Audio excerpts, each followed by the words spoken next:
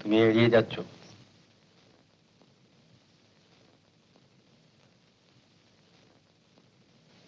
বলবে না?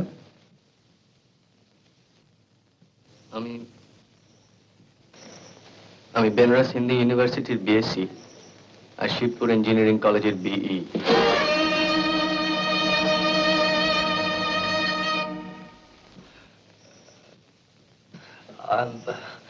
I am so sorry mister. আপনার নাম? কৌশিক মিত্র। দেখুন, ছি ছি ছি, কিছু মনে করবেন না, আমি সত্যি খুব লজ্জিত। বসুন বসুন, আপনি বসুন। না না, ঠিক আছে। সিগারেট? না, থ্যাংক ইউ। দেখুন কৌশিকবাবু, আচ্ছা আপনি এ কাজ করছেন কেন? আর কোনো কাজ পাইনি তাই। That's the point. আচ্ছা, আমি তাহলে এখন উঠি। আরে বসুন বসে বসুন, আপনাকে এত সহজে ছেড়ে দেবো মনে করেছেন? কেন, জেলে দেবেন নাকি? না, এর ভেতরে কাগজপত্র পড়ে আপনি নিশ্চয়ই বুঝতে পেরেছেন যে আমি কি কাজ করি। হ্যাঁ, এনফোর্সমেন্ট ব্রাঞ্চে আপনি একজন অফিসার। ব্ল্যাক মানি, স্মাগলিং, চোরাই চালান এসব ডিটেক্ট করাই আপনার কাজ। That's right. মানে আমি অবশ্য আপনার লাইনে মানে ইঞ্জিনিয়ারিং ব্যাপারে আপনাকে কোনো সাহায্য করতে পারবো না। তবে আপনি যদি কিছু মনে না করেন তাহলে I can offer you job, of course, other than engineering. কাজ? কি কাজ? আমরা মানে আমাদের ডিপার্টমেন্ট যা করে তাই। বুঝলাম না। শুনুন, আমাদের কাছে ইনফরমেশন আছে রামচন্দ্রপুর নামে একটা মফস্বল টাউনে রাদার, আপনি এটা পড়ে দেখুন, তারপর আমার যা বলার আমি বলবো।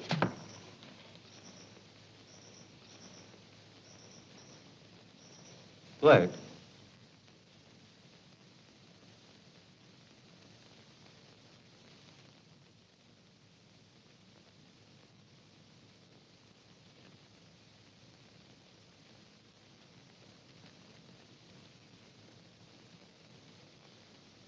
একটা কেমিক্যালের কথা বললেন, সেটা কি জাতীয়? সেটাই ওর আবিষ্কার। অনেকদিন ধরে রিসার্চ করে উনি এটা বের করেছেন। এখনো পেটেন্ট নেওয়া হয়নি। সমস্ত ব্যাপারটাই ল্যাবরেটরি স্কেলে রয়েছে। এখন আপনি যদি কিছু সরকারি সাহায্যের ব্যবস্থা করে দেন তাহলে বাবা ওর এই আবিষ্কারের একটা সার্থক রূপ দিতে পারেন। আর তাছাড়া ওর ধারণা ওর এই আবিষ্কার আমাদের দেশের বাড়ি তৈরির কাজে একটা যুগান্তর আনবে। কিন্তু প্রোডাকশন চালু করে এর লাভ লোকসানের দিকটা যাচাই করে দেখাতে না পারলে তো সরকার এ ব্যাপারে উৎসাহী হবে না ডক্টর চ্যাটার্জি। দেখুন ডক্টর চ্যাটার্জি, আপনি তো জানেন যে এসব ব্যাপারে গভর্নমেন্ট হেল্প পাওয়া কত শক্ত।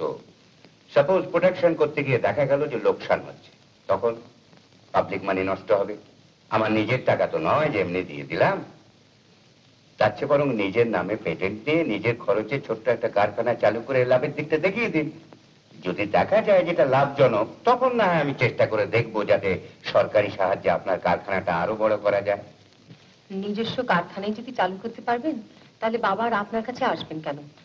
এই এক্সপেরিমেন্ট চালাতে গিয়েই তো উনি একেবারে নিঃস্ব হয়ে পড়েছেন। তোমার বাবার যদি আপত্তি না থাকে তাহলে ব্যক্তিগতভাবে আমি তাকে সাহায্য করতে পারি। কিভাবে?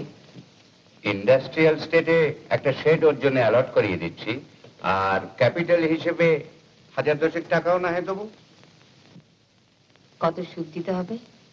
তোমার কথাগুলো বড় বেয়ারা সুজাতা। এটা কিন্তু আমার প্রশ্নের জবাব হলো না। আমি মহাজনী কারবার করি না, টাকাটা আমি বিনা সুদে ধার দেবো। ডক্টর চ্যাটার্জি কেবল একটা হ্যান্ড নোট লিখে দেবেন, যখন সুবিধা হবে তখন শোধ দেবেন, আর শোধ দিতে না পারলেও আমি। বিনিময়ে কিছুই দিতে হবে না আপনাকে, একেবারে নিঃস্বার্থ দান। বেশ, এভাবে টাকা নিতে যদি তোমাদের বিবেকে এতই বাধে, পেটেন্ট নেবার সময় না হয় আমাদের দুজনের নামই নেওয়া হবে। বেশ বেশ, এ আর সত্য কি? তুমি চুপ করো বাবা। এ আপনি কি বলছেন? বাবারই আবিষ্কার থেকে ভবিষ্যতে লাখ লাখ টাকা রয়্যালটি আসতে পারে, তার অর্ধেক আপনি লিখে নিতে চান মাত্র ওই 10,000 টাকায়। আর পেটেন্টে আপনার নাম থাকা মানে এই আবিষ্কারের অর্ধেক ক্রেডিট আপনার, সেটাও আপনি ওই টাকায় কিনে নিতে চান। কিন্তু আমার দিকটাও ভেবে দেখো, কারখানা চালাতে যে ওভারহেড খরচ সেটা তো আমি বহন করছি। জমির দাম, লোকজনের মাইনে, র মেটেরিয়ালস, আরো অনেক কিছু আছে। কিছু মনে করবেন না, আমরা ব্যবসায়ী মিস্টার জেবি মহাপাত্রের কাছে ব্যবসার কথা বলতে আসিনি। আমরা এসেছিলাম দেশ সেবক জিমুর বাবুর কাছে, সরকারি উঁচু মহলে যার অনেক প্রভাব। বাবার ধারণা তার এই আবিষ্কারের ফলে ভবিষ্যতে লাখ লাখ টাকা লাভ হতে পারে, আর তাই তিনি চাইছিলেন এই আবিষ্কারটা সম্পূর্ণভাবে সরকারের হাতে থাক, দেশবাসী উপকৃত হোক। প্রাইভেট সেক্টরের কাছে যদি যেতে হয় তাহলে আপনার কাছে কেন? এই শহরে আপনার চেয়ে ধনী ব্যবসায়ীর তো অভাব নেই। চলো বাবা, আপনার অনেক মূল্যবান সময় নষ্ট করে গেল।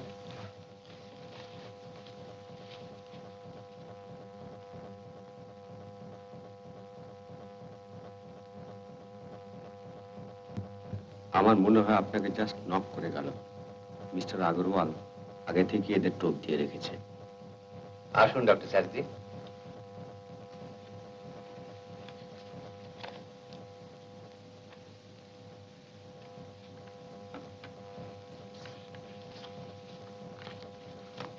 $10,000?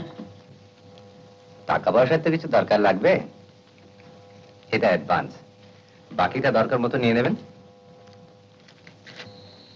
কিন্তু আপনি আপনার এই আবিষ্কারের ভেতরে আমি একটা যুগান্তকারী সম্ভাবনা দেখতে পাচ্ছি ডক্টর চ্যাটার্জি। আমি আপনাকে নিশ্চয়ই সাহায্য করব। তার আগে আপনার নিজেরই স্বার্থে বলবো, আপনার উচিত হবে এই আবিষ্কারটাকে নিজের নামে পেটেন্ট করে নেওয়া। তাহলে এটার উপরে আপনার একটা আইনগত অধিকার জন্মাবে, আর তখনই আমি আপনার সঙ্গে একটা বিজনেস এগ্রিমেন্ট এসে যাব। কিন্তু বাবা চাইছিলেন আর একটু বড় স্কেলে এক্সপেরিমেন্ট করে দেখতে, মানে 100% শিওর না হয়ে পেটেন্ট নেওয়াটা।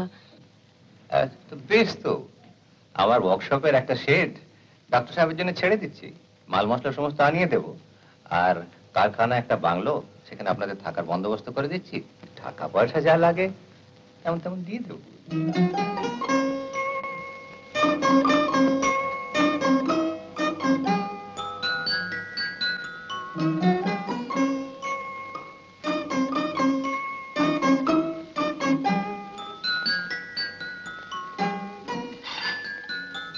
বাবু আসুন।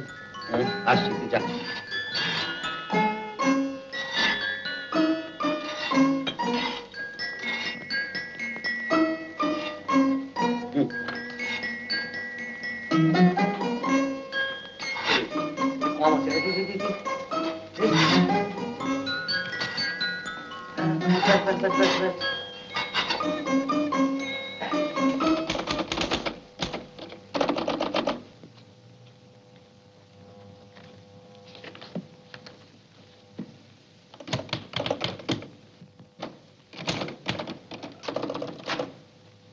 বাবা, হয় মা, আয় আয় আয়।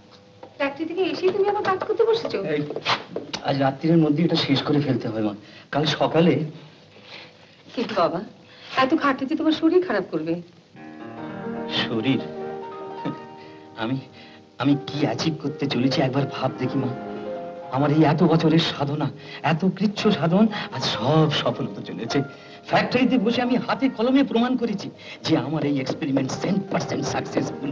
আমার এই আবিষ্কারে কত কত দেশবাসী উপকৃত হবে। আজ আজ আমার সব স্বপ্ন সার্থক, সুজাতা। হ্যাঁ, ভালো কথা, কাল মিস্টার আগরওয়ালার সঙ্গে আমি কলকাতায় যাচ্ছি। পেটেন্টটা আমার নামে রেজিস্ট্রি করিয়ে তারপর নিশ্চিন্ত হয়ে গঙ্গা স্নান করে ফিরে আসবো। হ্যাঁ সুজাতা, সুজাতা, আজ আজ আমার এত ভালো লাগছে, আমার বড় ভালো লাগছে।